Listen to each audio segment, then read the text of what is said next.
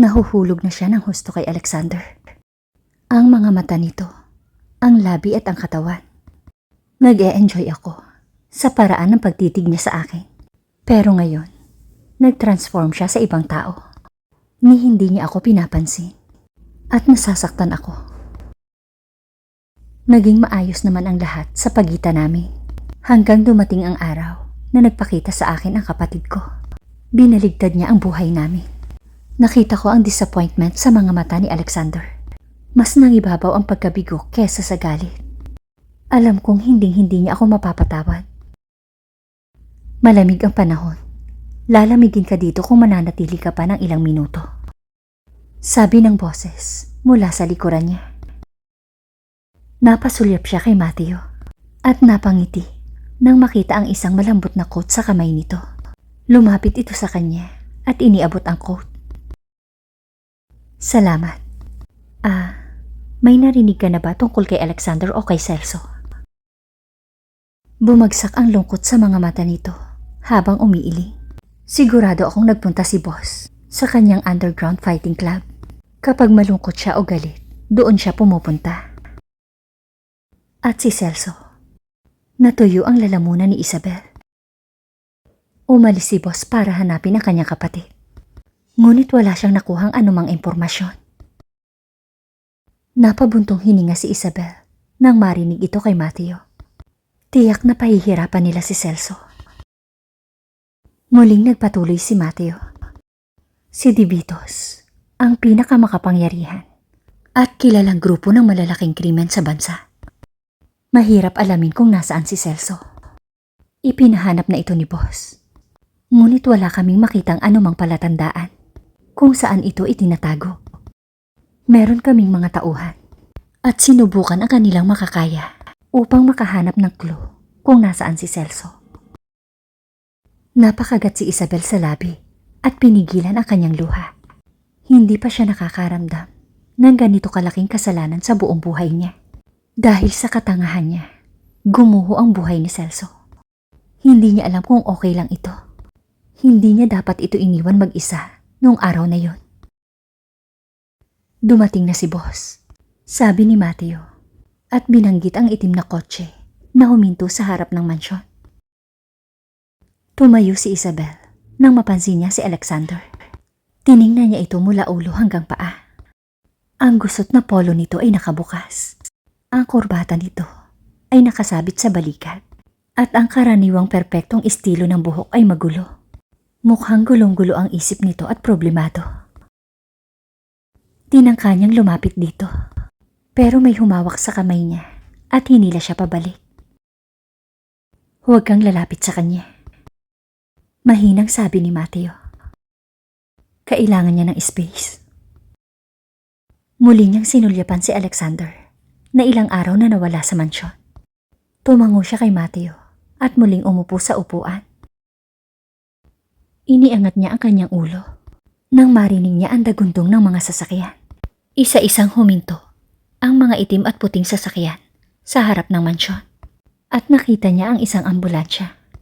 2 pulis ang lumabas sa kotse at nagmamadaling sumugod palapit sa ambulansya. Napalunok siya ng mariin at humakbang pasulong. At pagkatapos ay nakita niya ang isang malaking bag na dala ng mga opisyal. Lumapit siya para mas marinig ang usapan. Mr. Celso Turner Spraggins. Narinig ni Isabel ang salitang lumabas sa bibig ng opisyal na lumapit kay Alexander. Nang sumunod na sandali ay umungol si Alexander at hinawakan ang kuwelyo ng opisyal. Anong sinabi mo? Hinampas ni Alexander ang kamao sa mukha ng opisyal. Anong kalokohan ang sinasabi mo? Sinubukan ng opisyal na palayain ang sarili. Napangiwi ito sa sakit at takot. Ngunit hindi ito nakawala kay Alexander. Patuloy itong sinuntok ni Alexander sa mukha ng walang kontrol. Mr. Spraggins, please stop. Utos ng isa pang opisyal. Kung hindi mo siya pakakawalan, babarilin ka namin. 2 pulis ang lumapit kay Alexander at hinawakan ito sa balikat at sinubukang ilayo sa isang pulis na nabugbog. Naiintindihan namin kung ano ang nararamdaman mo sa sandaling ito. Ngunit kailangan mong palamigin ang mainit mong ulo. Mr. Alexander Spraggins, ang iyong isip ay hindi magbibigay sa iyo ng kapayapaan. Ngunit magdudulot ito ng pagkawasak. Natagpuan namin sa kanal ang bangkay ng iyong kapatid. Ano? Napasinghap si Isabel sa takot at lumapit sa bag. Oo, ang katawan na ito ay kay Celso Spraggins. Pahayag ng isang opisyal. Inangat ni Isabel ang kanyang mga mata at tinitigan ang bangkay sa bag na nakalatag sa lupa. Nanlalabo ang kanyang paningin. Namatay si Celso. Hindi pwede. Nagngangalit si Alexander at humakbang papunta sa bag. Nakita namin ang bagay na ito sa bangkay, sabi ng isang officer, at iniabot ang isang plastic bag na naglalaman ng isang white Mac at iba pang gamit. Ang itim na wristband ni Celso at ang cellphone nito. Kung hindi ka pa rin naniniwala, you can verify the size and age of the body. It's about 6 feet and 3 inches tall, between 20 to 25 years old, with a light complexion. Ang lahat ay nagpapatunay na siya si Celso Spraggins. Nagawa na namin kumpletuhin ang pagsisiyasat bago mapagpasyahan na ang katawan na ito ay pagmamay-ari ng iyong kapatid. Kung hindi lamang tungkol sa kapatid mo, nagsagawa na kami ng karagdagang imbestigasyon. Kumbaga, ayaw mo kaming makialam sa negosyo mo. Pero kung hahayaan mo kami, maaari kaming gumawa ng karagdagang imbestigasyon at tukuyin kung sino ang gumawa nito. Makakaalis na kayo. Putol ni Alexander. Tumango ang opisyal at sinenyasan ang dalawang kasama. Agad namang naglakad ang dalawang lalaki at lumabas ng mansyon. Dahan-dahang tumayo si Isabel at nanatiling nakatitig sa puting bag. Nanginginig ang buong katawan niya sa wala ng katiyakan.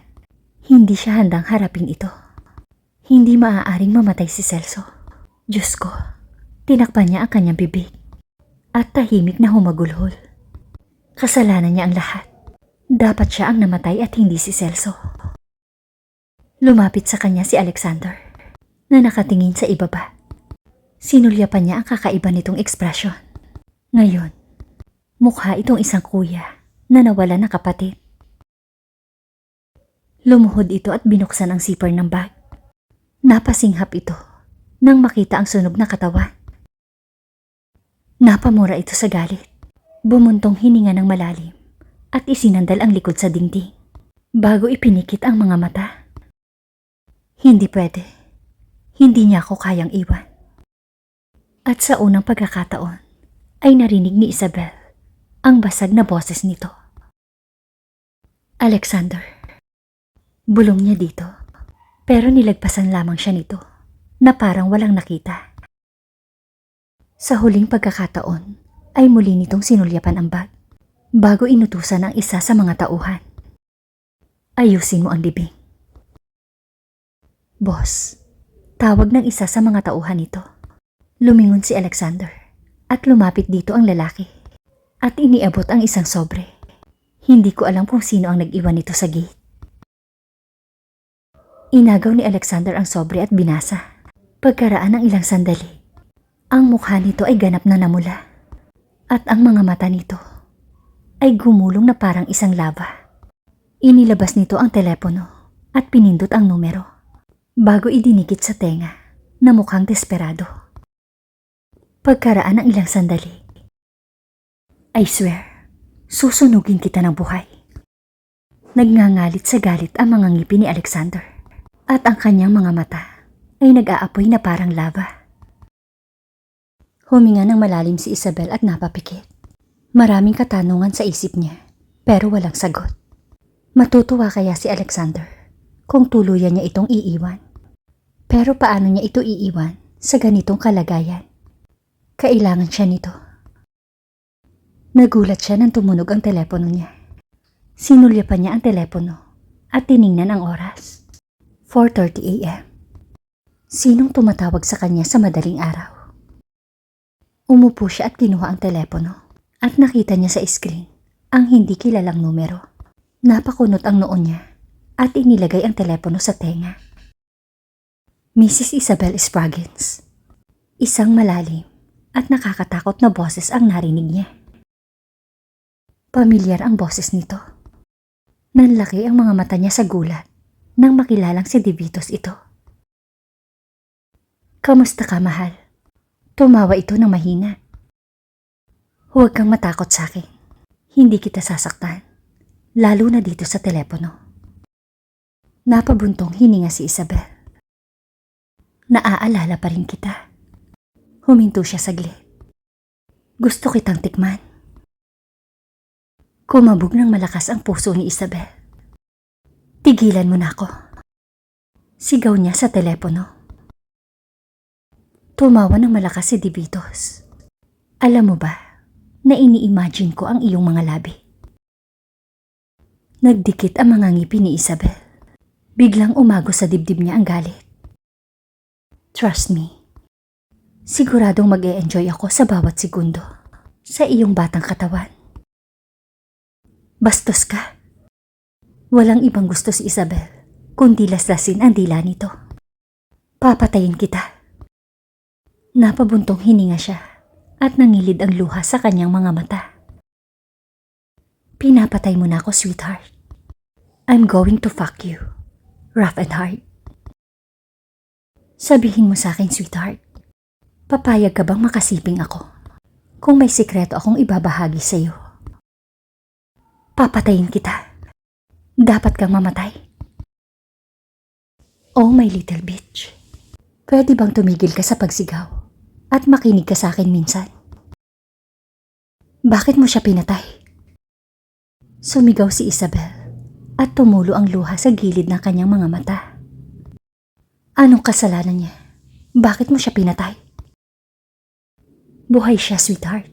Buhay na buhay. Nanlamig si Isabel. Buhay pa ang selso mo at humihinga. At nang hindi nagsalita si Isabel. Okay, hayaan mong ipakita ko sa iyo ang kanyang live na video. Napatingin siya sa screen at maya-maya lang ay nag-start na ang video. Nakita niya ang isang katawan na tinatalian sa upuan at ang ulo nito ay nakalaylay. At ang damit nito ay punit at duguan. Hindi ito halos makilala dahil sa mahaba nitong balbas sa mukha. Ngunit alam niyang si Celso iyon. Isang kamay ang lumabas at hinawakan ito sa buhok. Napaungol si Celso habang nakapikit ang mga mata. Ngayon, makikita mo na ang iyong pinakamamahal na bayaw na namamatay. Parang awa mo na. Pakawalan mo siya. Huwag mo siyang sasaktan, please. Ganyan din ang gagawin natin sa asawa mo. No, mas malala pa dito. Matigas siyang tao at mahirap sirain. Anong pinagsasasabi mo? Muling humalakhak si DeVitos. Oh, sweetheart. Your husband has traded with us. One man for another. Isang matalim na buntong hininga ang kumawala sa bibig ni Isabel nang maintindihan niya ang sinasabi ni DeVitos. Sa kabila noon, nagtanong siya. Anong kalakalan? Hindi niya gustong marinig ito. Isinusuko niya ang kanyang sarili, kapalit ng kanyang kapatid. Nakaramdam si Isabel ng pagkamanhid. Pero sweetheart, hindi siya ang gusto namin. Ikaw ang hiniling namin na kapalit ni Celso. Gusto ka namin, sweetheart. Kumalabog ang tiyan ni Isabel sa sakit na nararamdaman. Mas gugustuhin pa ni Alexander na mamatay kesa ibigay sa amin ang kanyang asawa. Magiging masaya ang pagpapahirap at pagpatay namin sa kanya. Ang bilis sumuko ng isang hari para lang iligtas ang kanyang nakababatang kapatid at ang kanyang magandang asawa. Paalam, sweetheart. At ibinabana ni DeVitos ang tawag. Ilang saglit na tinitigan ni Isabel ang screen na walang laman. Ako ang gusto nila. Inilagay ni Celso ang sarili sa panganib upang iligtas ako. Alam kong mahal na mahal ni Alexander ang kapatid niya.